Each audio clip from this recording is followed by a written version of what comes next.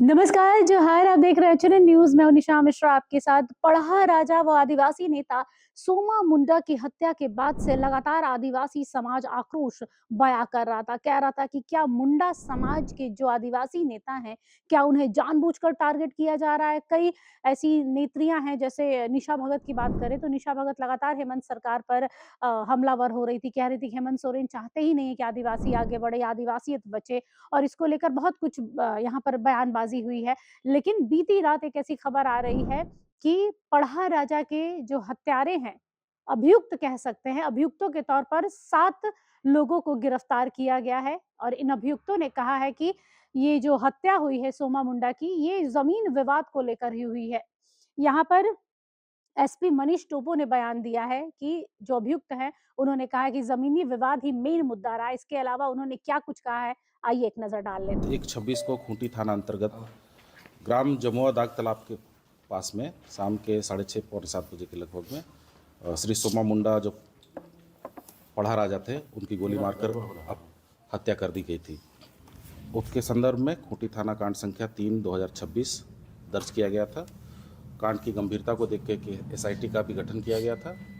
SIT के द्वारा गहन अनुसंधान और टेक्निकल विश्लेषण और ह्यूमन इंट के द्वारा इन सभी बिंदुओं पर काम करके कुल 7 लोगों को गिरफ्तार किया गया है, जिसमें बाहा मुंडा, देवा पाहन, अनीश मुंडा, रविया पाहन, रामेश्वर संगा, पंकज कुमार शर्मा उर्फ पंडित और देवव्रत नाथ सहदेव शामिल हैं।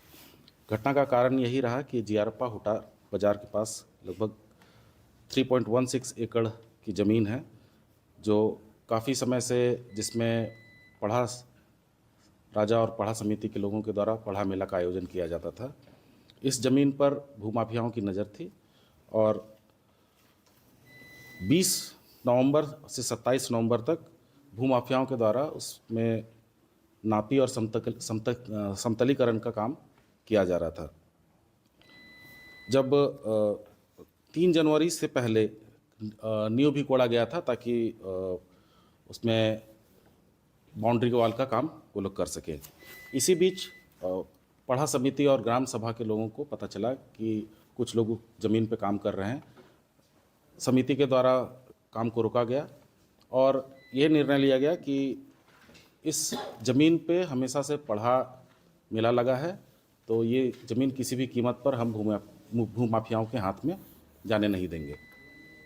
इसी को लेकर 3 जनवरी 2026 को श्री सोमा मुंडा जो हैं, जिनकी हत्या की गई, जो पढ़ा राजा हैं थे, उनके नेतृत्व में फिर से पुनः पतलगढ़ी का काम उस भूमि पे किया गया। तो यही था कि जब इनको लगा कि ये अपने मंसूबों पे कामयाब नहीं होंगे, तो इनके द्वारा एक रणनीति बनाते हुए, एक साजिश रचते हुए श्री सोमा मुंडा की हत्या करा दी गई। कौन है सर मास्टरमाइंड इसमें? कौन मेन? अभी और भी लोगों की इसमें बहुत काफ़ी लोग संलिप्त हैं, जिनकी गिरफ्तारी बाकी है, इसीलिए अभी इतने ही लोगों को। जिन्होंने गोली चलाई है सर, वो पकड़े गए? नहीं, अभी नहीं। हम जमीन किसकी है सर? जमीन कौन दावा कर रहा है? जमीन दावा कर रहे हैं, जो उनका भी नाम अभी लेना उचित नहीं है, चूँकि अनुसंधान चल रहा है और उस विषय पे भी हम लोग जांच कर रहे हैं, इसीलिए। जिन्होंने गोली चलाई है सर, वो पकड़े गए हैं, तो ये कौन लोग हैं? ये लोग जो हैं, जो उस ज़मीन पे काम करा रहे थे, प्लस इस ज़मीन पे ना आकर के भी पीछे से वो इनको मदद कर रहे थे या फिर प्लान बना रहे थे, वैसे लोग हैं। देवव्रत कौन है? देवव्रत एक ज़मीन के काम करते हैं। इनके ऊपर पहले भी कांके थाना में आर्म्स एक्ट और अन्य धाराओं में केस दर्ज हुआ है, जो कि कांके थाना कांड संख्या 90/2025 दिनांक 27/3/25 है। पालकोट से इसका क्या रिश्ता है? ऐसा पता चला है कि ये पालकोट राजा खानदान के हैं और जमीन का काम करते हैं। इसमें शूटर कौन था, कोई है कि? नहीं, इसमें शूटर नहीं है। शूटर के लिए गिरफ्तारी की जा रही है। आज हाईकोर्ट में एक सुनवाई हुई, जिसमें कल इसी मामले पर रांची एसएसपी और खूंटी थाना प्रभारी को बुलाया गया है कि इलीगल डिटेंशन किया गया देवव्रत सहदेव का। उनके पिताजी ने प्रेयर किया हाईकोर्ट में और बाकायदा कल बुलाया गया है।